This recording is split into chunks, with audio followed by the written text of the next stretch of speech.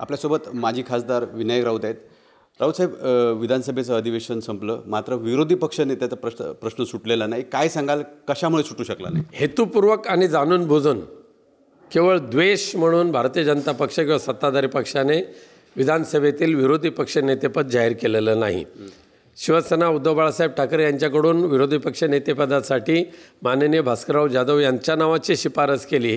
ते त्यांच्या डोळ्यात खुपसते.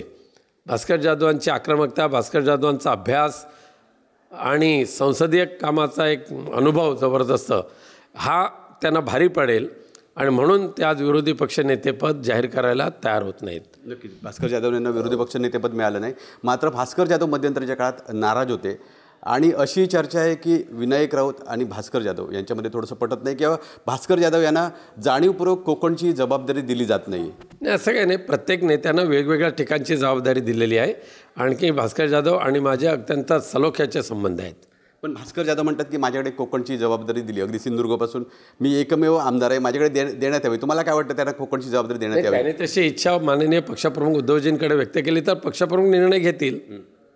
दुसरा एक महत्त्वाचा प्रश्न की मध्यंतरी नितेश राणे सुद्धा म्हणालेत की विनायक राऊत आणि वैभव नाईक यांचं पटत नाही. म्हणजे कुठेतरी तुमच्यामध्ये आणि जुने जे शिवसैनिक आहेत तुमचे त्यांच्यामध्ये पटत नाही अशा पद्धतीची चर्चा आता होऊ लागली. नितेश राणेंसारख्या या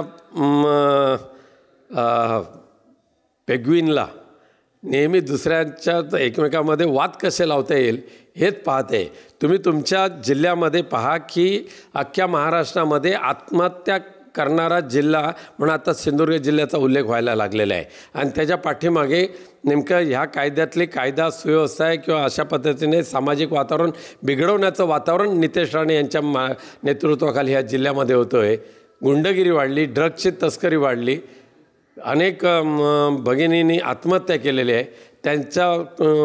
ते थांबवण्यासाठी ते प्रयत्न काही होत नाही आहेत. फक्त आग लावायचं धंदा करायचा हा एकमेव धंदा नितेश राणेंचा. नक्कीच. गृहराज्यमंत्री आहेत योगेश कदम, त्यांच्या नावाने सुद्धा एक चर्चा होते. त्यांच्या आईच्या नावाने बार आहे अशा पद्धतीची चर्चा होते. तुम्ही काय सांगाल याबाबत? ॲडव्होकेट अनिल परब यांनी जे केलेले आरोप आहेत ते माझ्या मते सत्य आहेत आणि सभागृहामध्ये पुराव्यानिशी त्यांनी आरोप केलेले आहेत ते, आणि ते जगजाहीर आहे.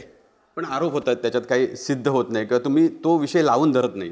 नाही, माननीय ॲडव्होकेट अनिल परब यांनी हा विषय ह्याबाबतचे सर्व पुरावे दाखवून देण्याची तयारी दाखवलेली आहे.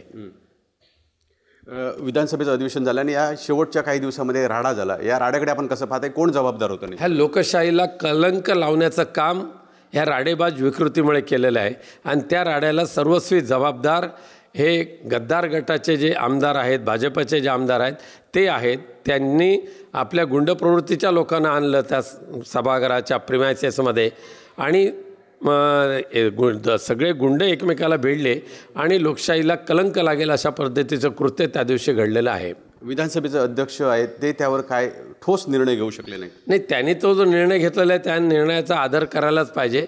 पण ह्या गुंडांना कायमस्वरूपी जरब कशी बसेल याबाबतची पोलीस कारवाई होण्याची आवश्यकता आहे. नक्की. अगदी शेवटचा प्रश्न, गणेशोत्सव जवळ येतोय, चिपीचं विमानतळ आजही सुरू नाही, मुंबईकडे जाणारी वाहतूक बंद आहे.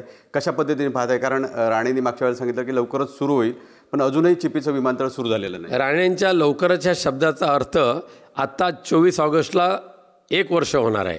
चिपी विमानतळ सुरू करणं हे नारायण राणेंच्या बसकी बात नाही आहे.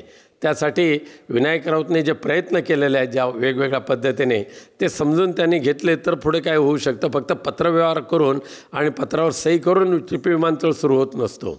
अगदी शेवटचा प्रश्न, बोट वाहतूक सुरू होते, 3.5 तासामध्ये रत्नागिरी किंवा सिंधुदुर्गकडे येता येणार आहे, आपण कसं पाहते? इकडे प्रत्यक्ष सुरू झाली तर ती आनंदाचीच गोष्ट आहे, पण प्रत्यक्ष सुरू होऊ दे मग बघू. नक्कीच. हे होते विनायक राऊत. विकास गावकर, TV9 मराठी, सिंधुदुर्ग.